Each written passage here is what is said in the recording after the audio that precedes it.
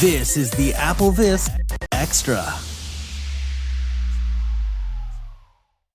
Hello and welcome to the AppleVis Extra number 61. We are gathered here to talk about the Apple event for October 2018.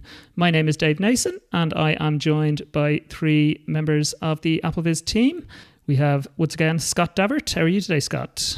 Hey, how's it going, Dave? I'm doing good. Just got home from work and ready to record a podcast. How are things your way? I am fantastic. Thank you very much. Day off work, so even better.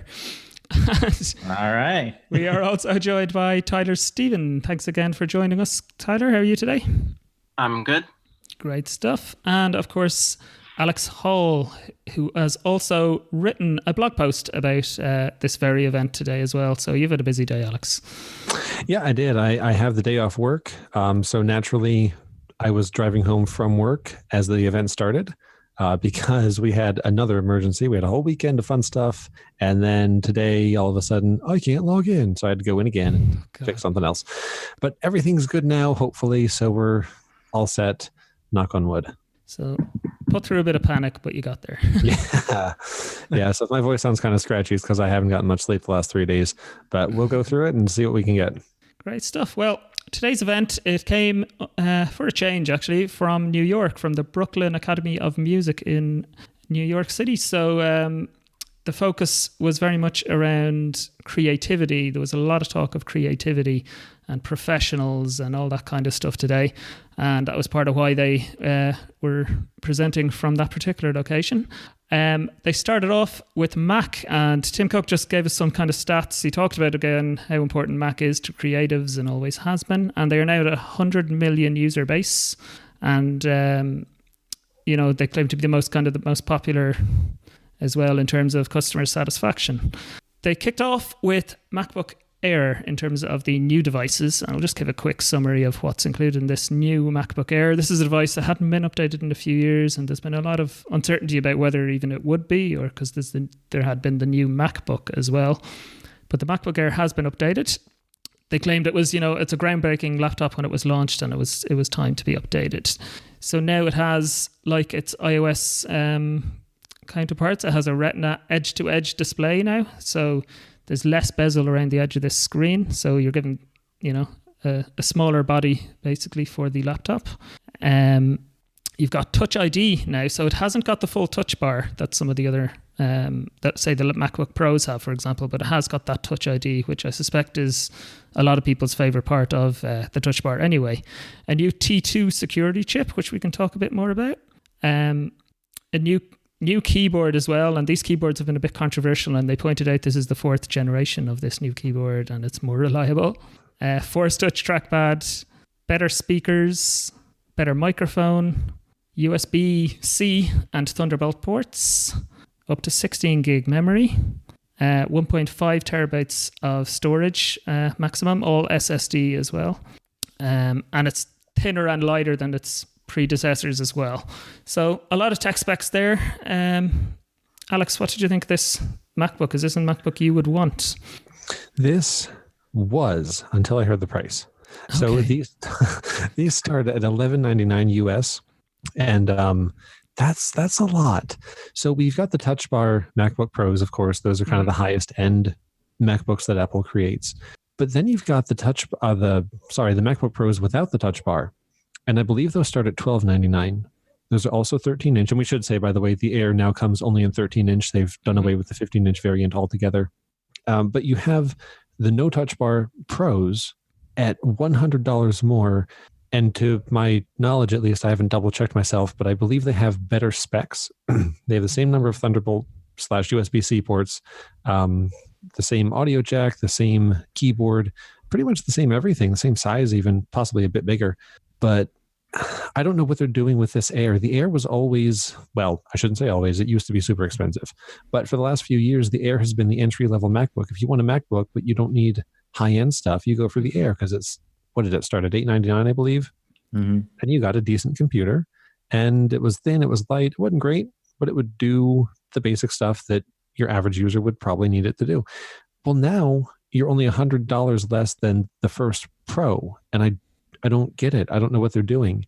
That said, we haven't looked to see what their lineup is going to be. I don't know if they've updated things yet, but we'll have to see in the future which ones they keep, which ones they get rid of.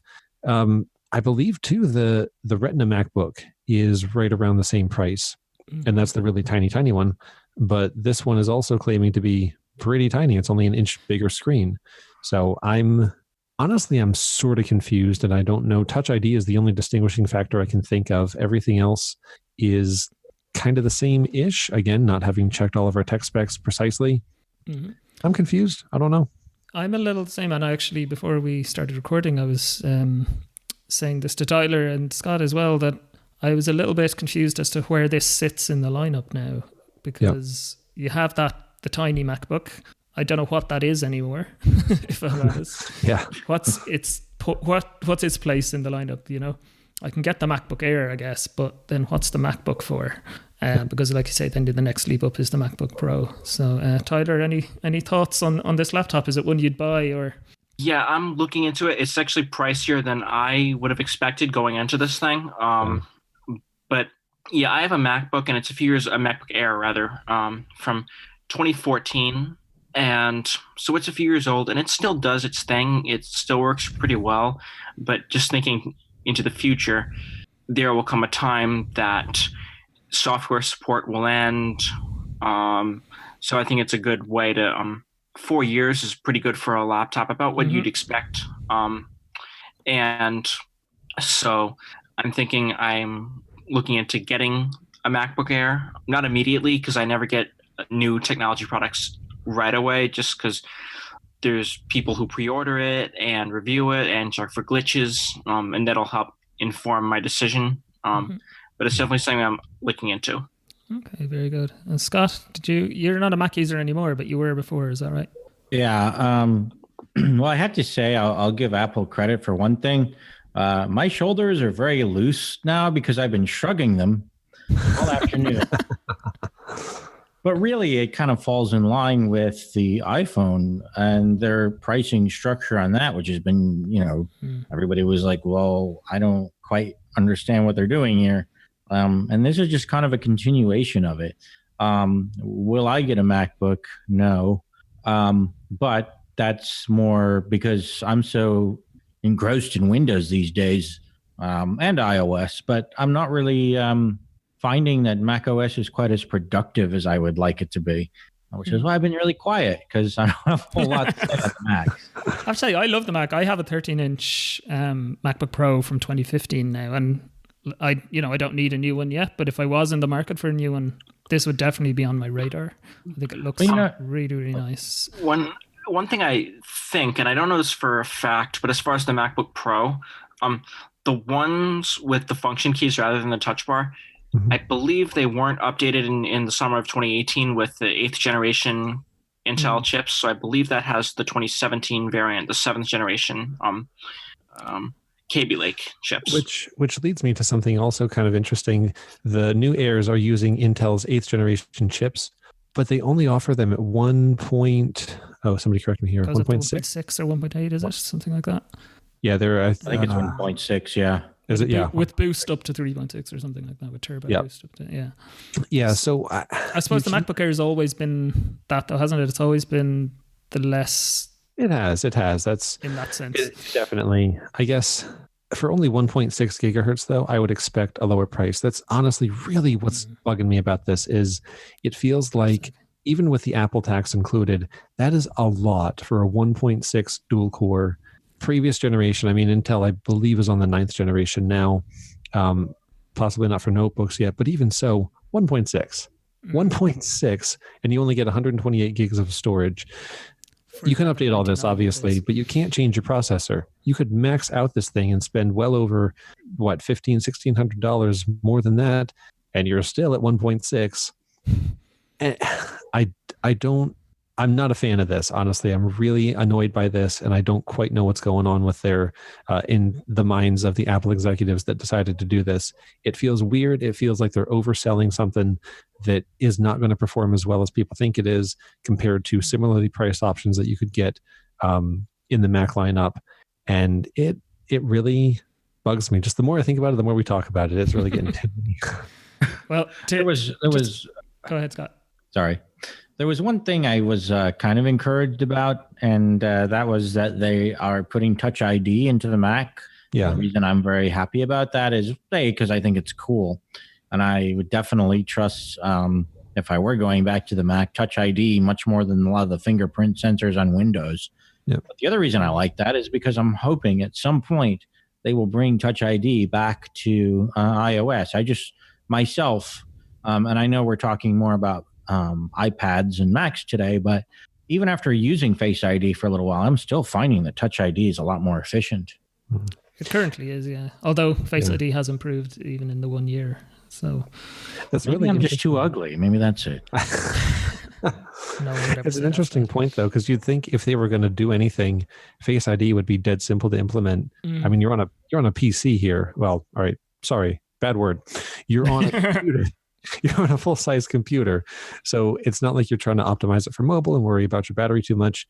They could do Face ID really easily, extra space, extra processing power, but they haven't, and that is kind of interesting. And And that's you're right, interesting Scott. too, and especially if you're it's different obviously if you've got it docked and you're using it with an external display, but if you're actually just looking at the laptop, it's, if anything, it's even more natural like than on the phone, you know what I mean? But Yeah. you're always looking at the screen or towards the screen. So I did find that interesting, but I'm guessing the camera system that they use would have just added cost is my guess. Oh, probably. And a Touch ID sensor is probably at this stage a lot cheaper for them to produce. True. So this starts at $11.99 and can be spec'd up to $25.99 if you want to go all the way up. For a 1.6 gigahertz processor. Yes. Hey, you could get a really good iPhone for that price. Super good. Last year's or the previous generation one is still available at $9.99, which I guess, Alex, you think should be the price of this one, but there we go. I do. $9.99 feels much more in line.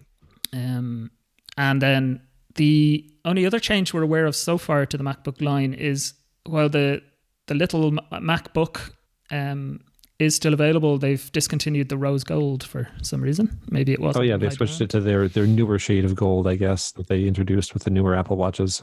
Oh, is that what it is? It's a new gold. I believe so. Okay. And they are also upgrading their entire line. I was reading a press release earlier. Everything is getting updated graphics. So for our audience, probably no one's going to care that much.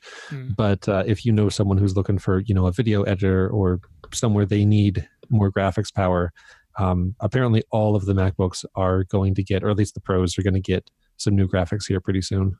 Okay. Well, and the new graphics, actually, the way it is upgraded means the overall performance should increase a little, I would think. That's true. So it does kind of relate back to, everybody. Yeah, that's true. That's true. One other point that they raised, and I think we talked about this topic before as well, and again, they've come up with environmental improvements. So they now say they're making the body from 100% recycled aluminum, I think is how you guys pronounce it, is it? Good job, yeah. I thought it was their ideas that were recycled. You're saying the materials too? All the tin is recycled as well. So they make quite a big deal of environmental stuff. You guys impressed with this kind of side of Apple? Does this add anything for you in terms of choosing Apple over competitors? Or I mean, I like that they're environmentally conscious. That's great. But is it coming at the expense of the customer? I have to think that part of this price increase is to offset the cost of having to use these materials. I could be totally wrong, but if you want to be environmentally friendly, that's fantastic. But can you be budget friendly a little? Maybe. I don't know. Maybe I'm just maybe I'm having an off day or something. But it just seems like a great concept. But are we the customers being penalized for that decision on their part? I hope not. Right.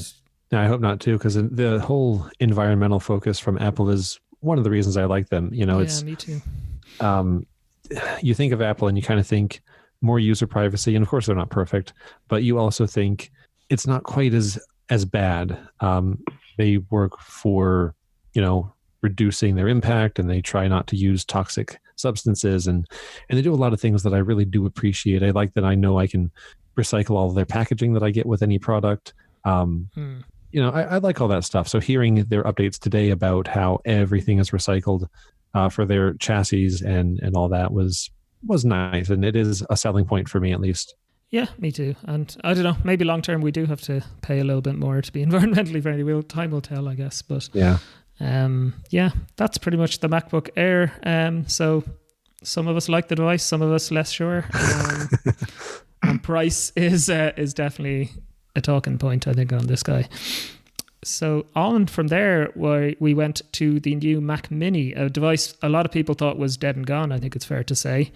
It's been, I think, 3-4 years since it was last updated, but it is quite a popular little machine. So this is the Mac that comes with no screen, comes with no keyboard, mouse. You buy them separately, you buy the one you want.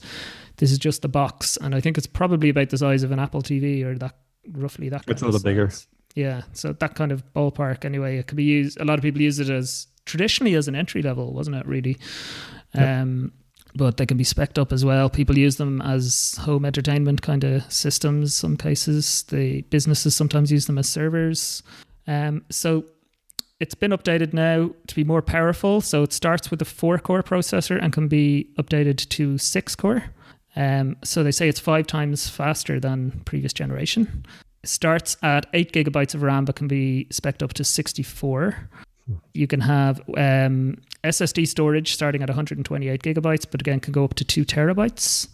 Again, it has this T2 security chip. I don't know if anyone was paying much attention to that, but we should probably talk a little. Yeah. A new thermal system. A lot of ports on this one. So there's 4 Thunderbolt 3/USB-C ports, 2 USB 3, which is the USB-A size, a HDMI, an Ethernet, and a headphone jack. So plenty of connectivity. And again, they have these environmental improvements. It starts at $799.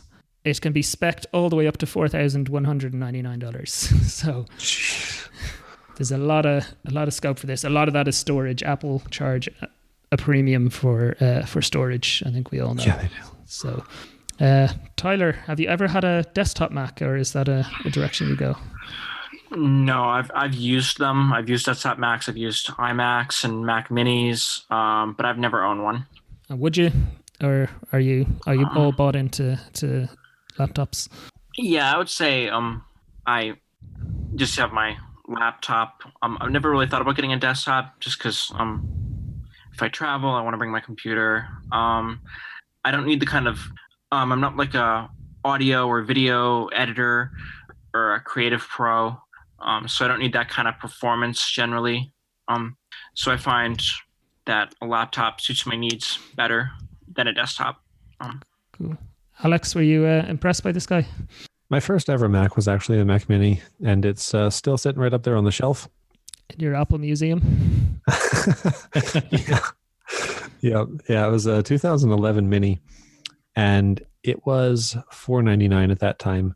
And kind of back to what they did with the Air, I feel like they're kind of taking away their entry-level stuff. $800 is a lot more asking price than $400 or $500 for just the desktop. I will give them this, though. The entry-level, the new Mini has a 3.6 gigahertz 4-core, which is a lot better. Like if I'm going to spend $800, I would want more storage. You're still at 128 for the base model, but the RAM is okay, for 8 gigs of, I think they're using DDR4, but for 8 gigs of that, all right. And for a 3.6 gigahertz Intel Core i5 quad core, not bad. So I'm a little more on board with this one than I was the Air. I don't know that I would get it because I don't really think I'd use it. I've got my 2016 MacBook Pro, and that's kind of all the computer I need. I haven't really booted the Mini in quite a long time, especially not after Apple decided that Boot Camp wouldn't run Windows on the 2011, wouldn't run Windows 10 rather on the 2011s. Mm-hmm. But I'm kind of mixed about this one. On the one hand, it's nice to finally see this update, but I do wish they would have gone for a little bit of a more budget model, drop the processor some, give you a more basic one, but still keep that entry level for people who are like, yeah, I think I'll check this Mac thing out, see what it's all about. It's a lot more. 800 is a lot more to ask. Yeah, I'd agree. I think even if they come in at maybe 600, you could, and people who, if you just want this to be a home media device or something, which people sometimes do, you don't need processing power. All you need is iTunes or VLC or whatever it is you use, Yeah, and you mentioned the storage premium.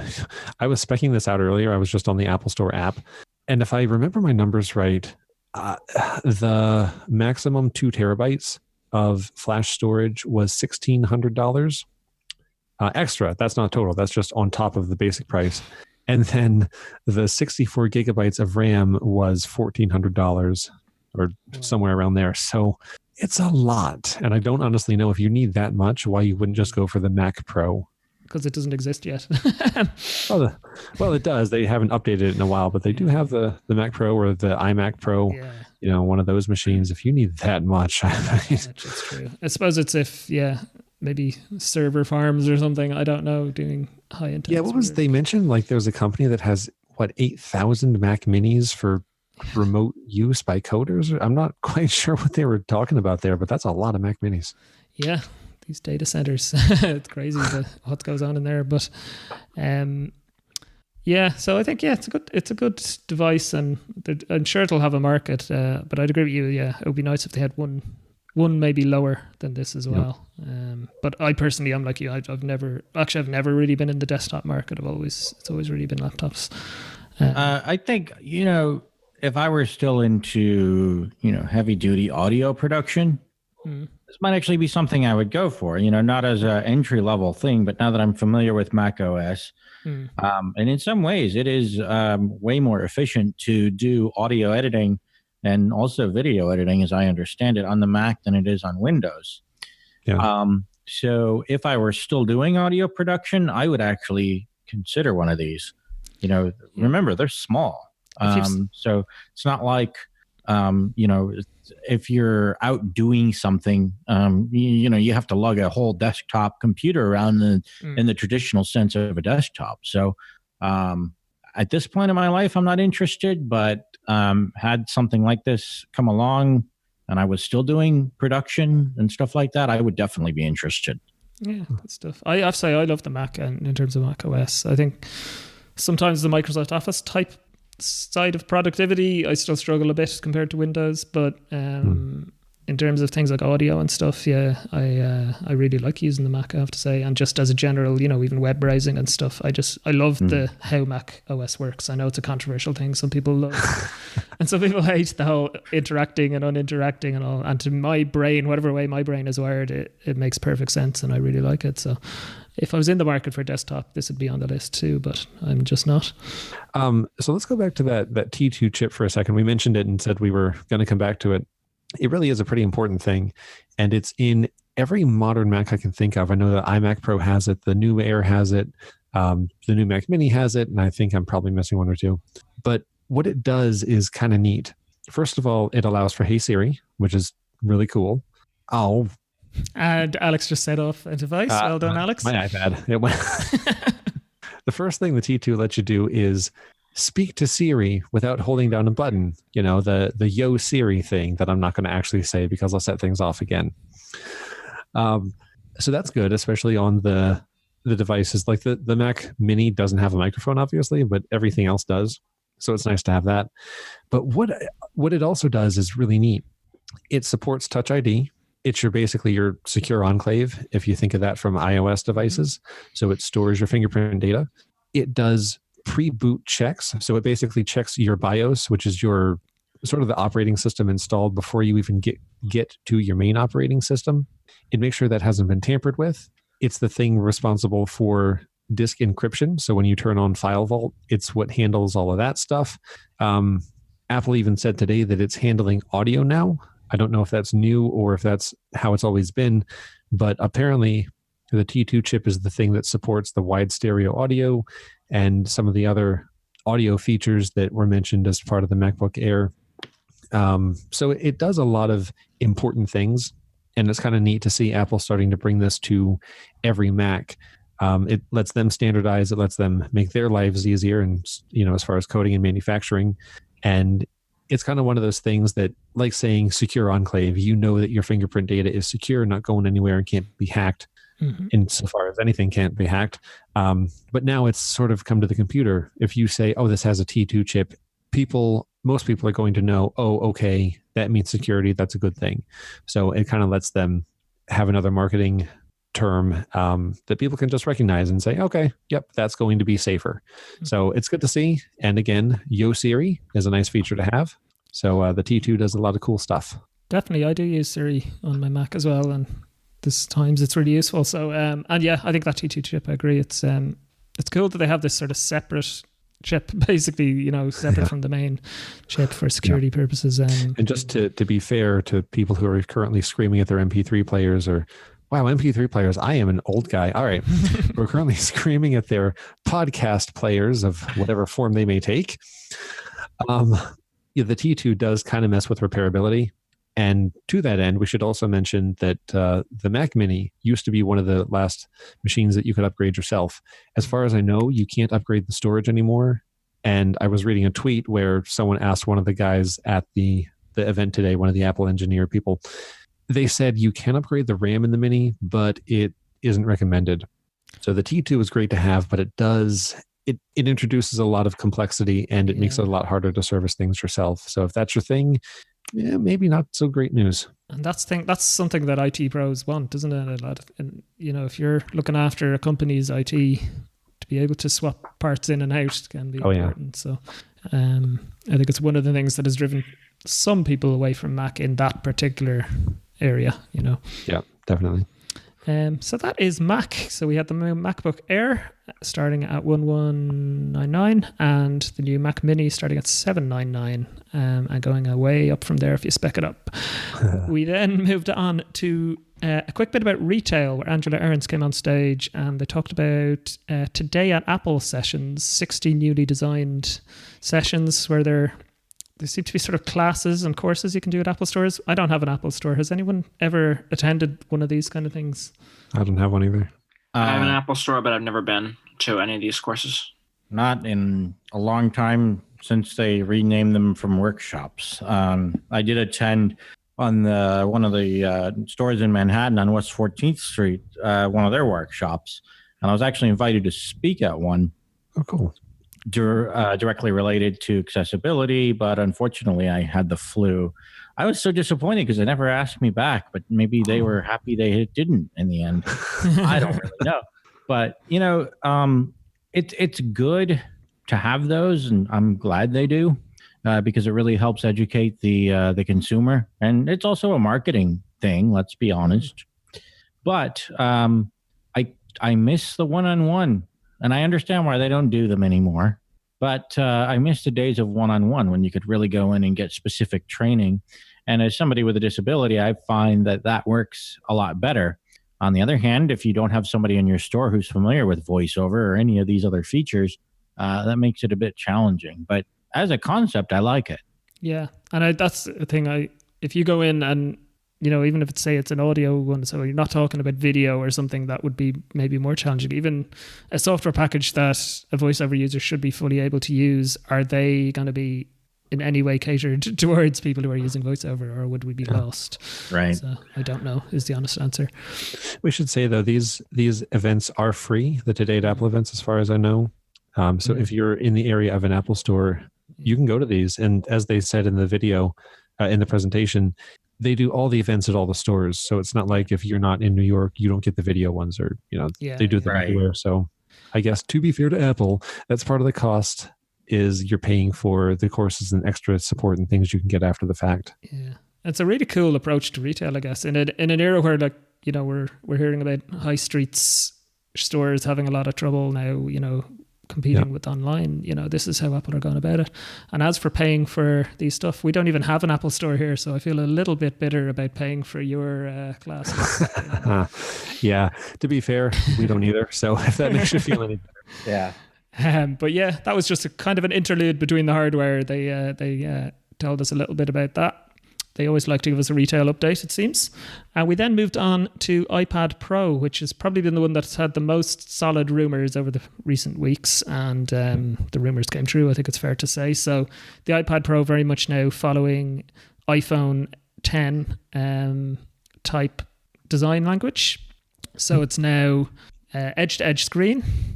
We still have two sizes of iPad Pro, but what they've done is the 10.5 inch remains in the same size body, but now with a bigger screen because it's edge to edge. So it's now 11-inch screen inside the same size body. But the 12.9 inch one is now a 12.9 inch screen in a smaller body than it used to be in. So the two sizes are now 11 and 12.9, if that made sense at all.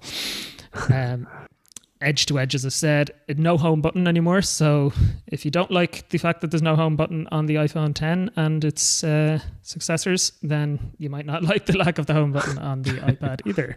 So you're depending then on these new gestures for going to home and app switcher and so on. It's LCD display, so it's the same, what is it? Liquid Retina, I believe they call it. Yeah, Liquid Retina display. They love a name. Do Apple for these things, a brand name. So same as the iPhone XR or 10R. And thinner, it's Face ID, of course, because there's no home button. And thank goodness it works in both portrait and landscape. If it had only worked in one, I think that would have been a disaster. So they have re-engineered Face ID so it works both. A12 Bionic processor. So this is essentially the same processor, but with the X, it's even better again than the iPhone XS and XS Max. Alex, you're good at processors. You can tell us what that actually means. But 90% faster, they're saying. So a better graphics. They're saying Xbox One level graphics performance, so console level, better machine learning. So a lot of the same stuff we heard about the neural engine and machine learning that we heard in September about the iPhones as well, and up to 1 terabyte storage, which is absolutely huge. A USB-C port instead of the Lightning port, which I think is a really interesting move, and something that they didn't say on stage, but I have discovered since: no headphone jack, which is very strange to me. But yeah. And then, various new accessories, a new Apple Pencil and a new Folio keyboard. So a lot of information in there. Alex, what did you make of the iPad Pro? All right. So this one, I think, was the most exciting one for me. I don't want one, but I love to see what they've done with this stuff. First of all, just to jump back to your processor question real quick, what they've done is basically taken the A12 from the iPhones and scaled it up. So you've got 4 high efficiency cores, which are meant to do tasks with as little battery drain as possible.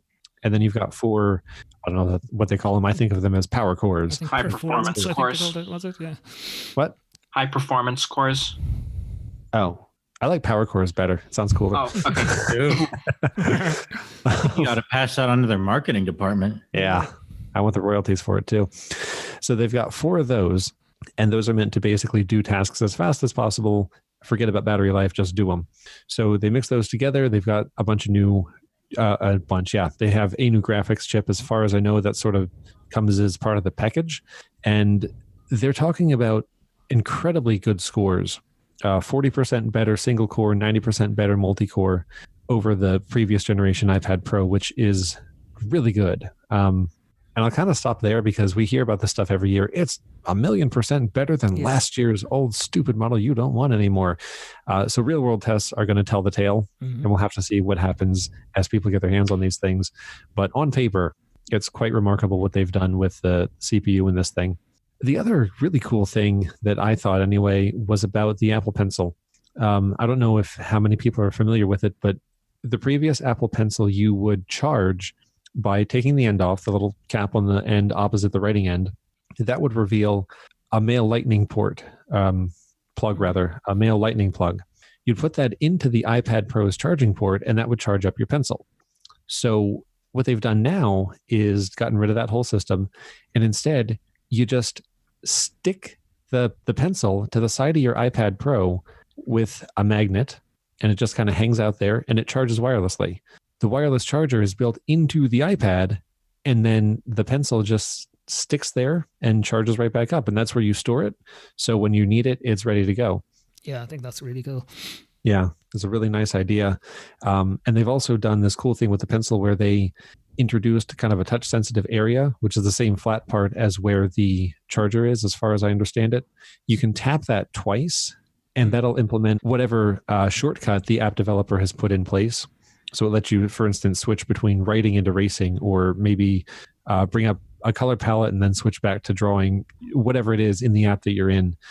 So none of this stuff is going to affect voiceover users in the slightest, but it's a lot of really nice efficiency and just cool stuff to see for sighted users. So I guess I'm excited on their behalf. I don't even know anyone with an iPad Pro, but all of this stuff is just really nice to see. It makes a lot of sense, and it's good to finally have them doing all this that just fits better with what the iPad Pro is trying to be, which is an efficiency machine that could take the place of a laptop.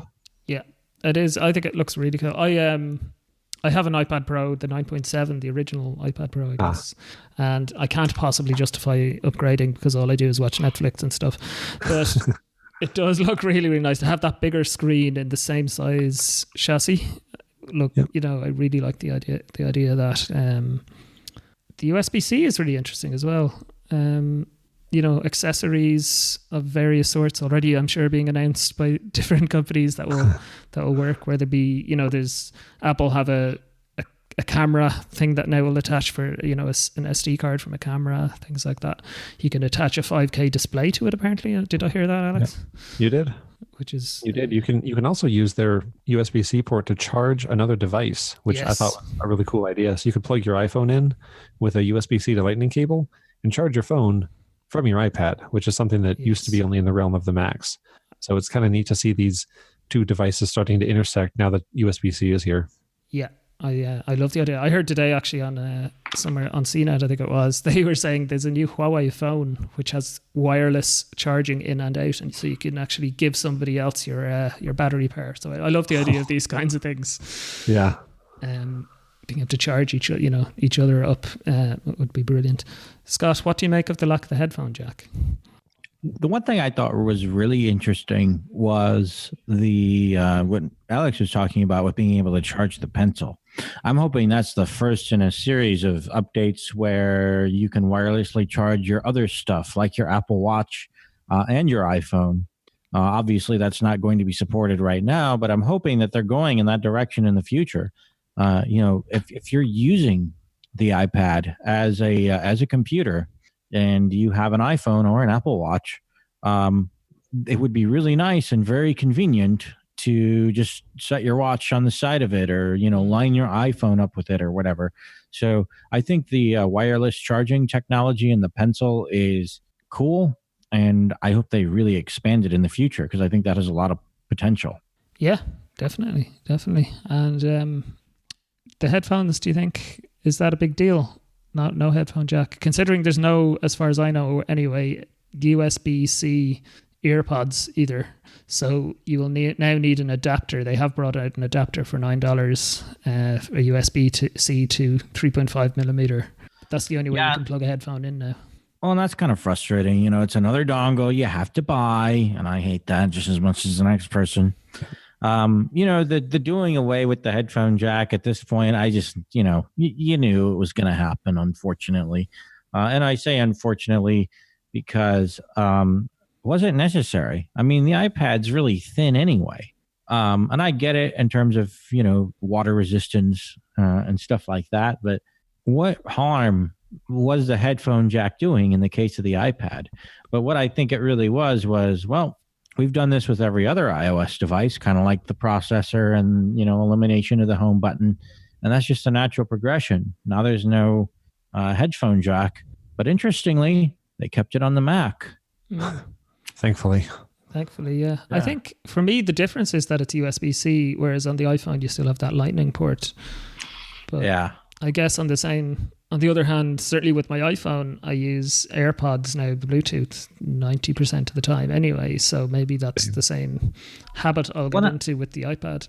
Well, that was the one thing I thought was missing. I thought for sure they would, you know, roll out some kind of new AirPods or something, because that makes sense, right? I mean, if you're going to have this as a charging option, in fact, why not even make that an option on the iPad to not only be able to wirelessly charge the pencil, why not the AirPods? I mean, you've already got the technology there, so why not implement that? I was kind of curious about that.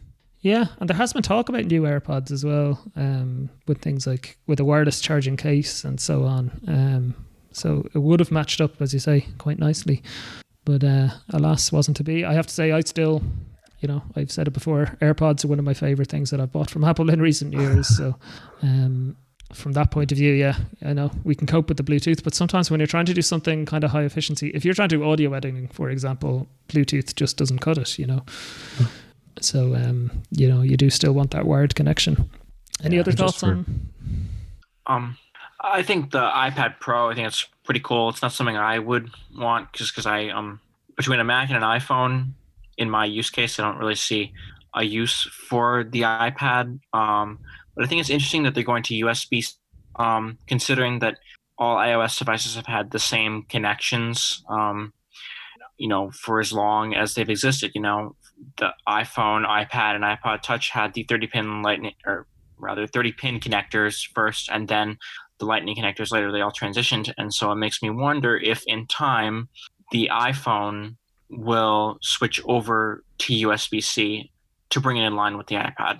Yeah, I wouldn't be at all surprised if it did next year, to be honest. But I think it'd be interesting because that's a industry standard rather than a proprietary connection.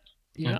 Although Apple claim that I believe anyway, Apple claimed that, they were always on board to move to a industry standard, but when they brought Lightning out, it was because the industry standard wasn't up to their standard, essentially. So they brought Lightning along. So maybe now that they're all on board for USB, and Apple are one of the companies who helped create USB-C, as far as I know, they were part of the consortium. So I could very well see it go that way. They showed the power of this thing. It now has fully fledged Photoshop on it for the first time ever, which for those people is a huge deal. And the fact that that's, they were able to do that, I think shows the power of this device. It really, in certain ways, really can be a laptop replacement, I think. Well, and I think that it's great that they're supporting the actual standard across the, technology market pretty much at this point. And this is actually in line with what has happened earlier with the USB HID standard developed for Braille displays. I think that is part of this. It's going to make connecting a Braille display through USB much more of a possibility than we had looked at with Lightning, because now it's all USB-C. And you look at, say, for example, the Focus 5th generation, those are also running USB-C. So if you have both devices already running USB-C, that falls in line with the HID standard. So I think it's a great move, and I really hope and think they will bring it to the iPhone probably next year. Yeah, I agree. So this iPad Pro, the 11-inch starts at $799, and the 12.9-inch starts at $999. In a way, that's less than I expected, but maybe is that the same, or maybe it's the same as it was previously? Is it? I think it's more. I think the 10.5 was $599. I don't know. I know it's an increase. I'm just not sure by how much. What struck me though, is as I was, writing some tweet or other today, is that the 11-inch iPad Pro, for as insanely powerful and awesome and cool as it is only $50 more than a new iPhone XR, which is weird. Yeah. Yeah, I wonder if it's probably because the XS and XS Max have that OLED display, or that Super Retina display that Apple refers to it as. I think that probably adds to the price pretty substantially. It probably does, but I mean, even then, you could get the 12.9-inch. I wish it would have gone to 13. It would be easier to say the 12.9-inch iPad Pro for the same price as the iPhone XS. So the pricing is just interesting now that the iPads haven't increased, I don't think, by as much in terms of percentage as have the iPad prices.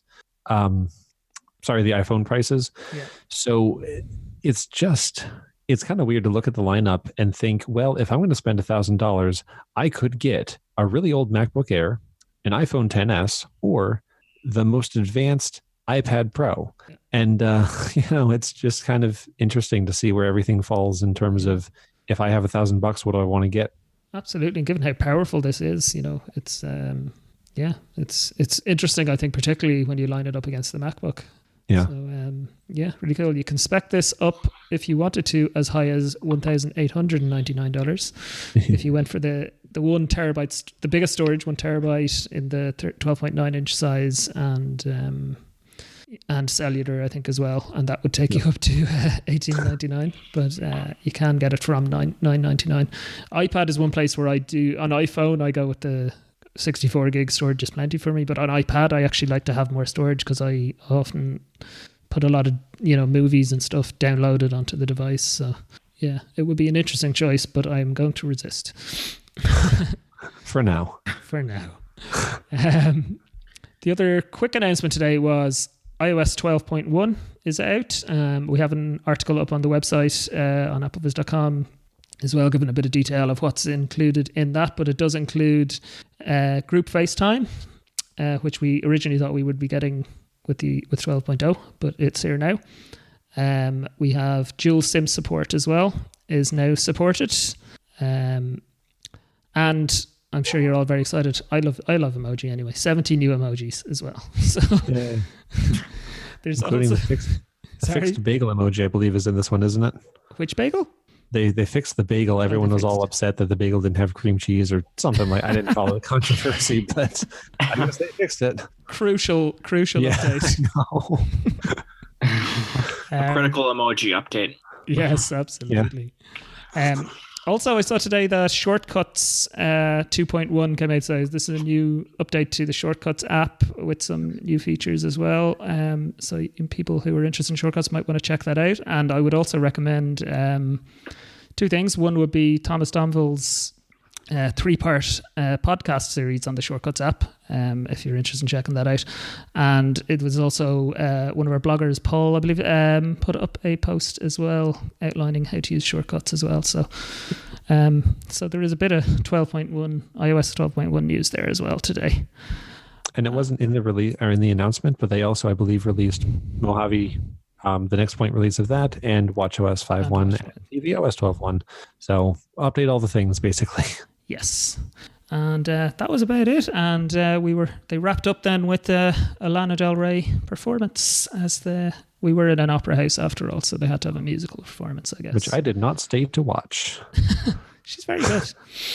I did. I was like, all right, time to keep writing. I'm going to get this article done.